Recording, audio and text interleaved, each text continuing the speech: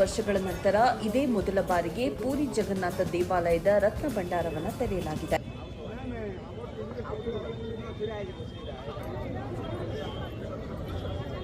ಹಲವು ವರ್ಷಗಳಿಂದ ಮುಚ್ಚಿಟ್ಟಿದ್ದ ಈ ಭಂಡಾರವನ್ನ ಪೂರಿ ಜಗನ್ನಾಥ ದೇವಾಲಯಕ್ಕೆ ತರಲಾಗಿದೆ. 12ನೇ ಶತಮಾನಕ್ಕೆ ಸೇರಿದ ಮಂದಿರಕ್ಕೆ ಹಲವು ರಾಜರು, ಮಹಾರಾಜರು ಚಿನ್ನಾಭರಣಗಳು, ವಜ್ರ, ವೈಡೂರ್ಯಗಳನ್ನ ಕಾಣಿಕೆಯಾಗಿ ಕೊಟ್ಟಿದ್ದು ಆ ಎಲ್ಲವೂ ಪೆಟ್ಟಿಗೆಗಳಲ್ಲಿ ಭದ್ರವಾಗಿದೆ. 1978ರ ನಂತರ ಇದೇ ಮೊದಲ ಬಾರಿಗೆ ಪೆಟ್ಟಿಗೆಗಳನ್ನು ತೆರೆಯಲಾಗಿದೆ.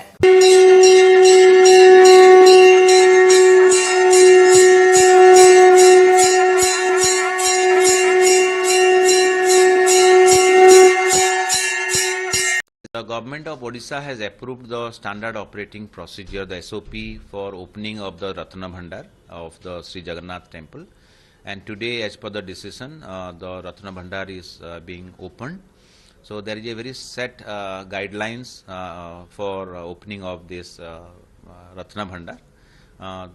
Authorized representatives of various Sebayat groups, officials from the Archaeological Survey of India, the representative of Sri Gajpati Maharaj and others would be there.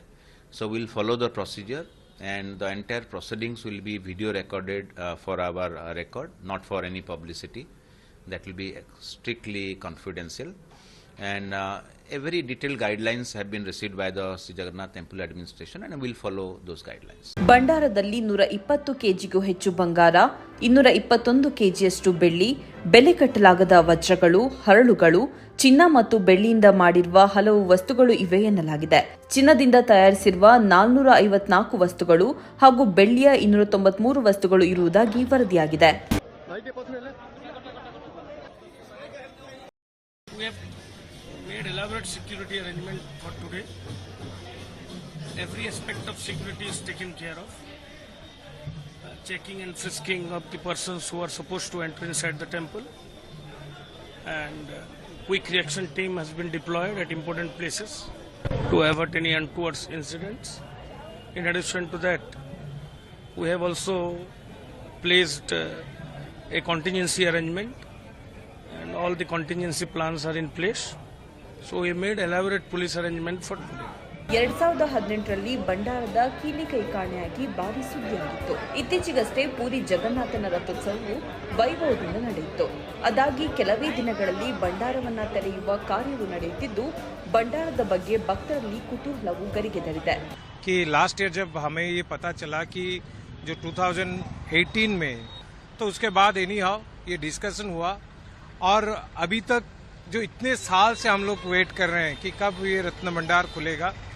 और बेसिकली जो लास्ट टाइम हमारा प्रेजेंट गवर्नमेंट ने जो डिसीजन लिया है, और उसमें मेरा पूरा विश्वास है जो संभव हुआ, क्योंकि पहले तो संभव नहीं लगता था कि रत्न भंडार खुलेगा, ये तो हम लोग भी बचपन से सुनते आ रहे थे.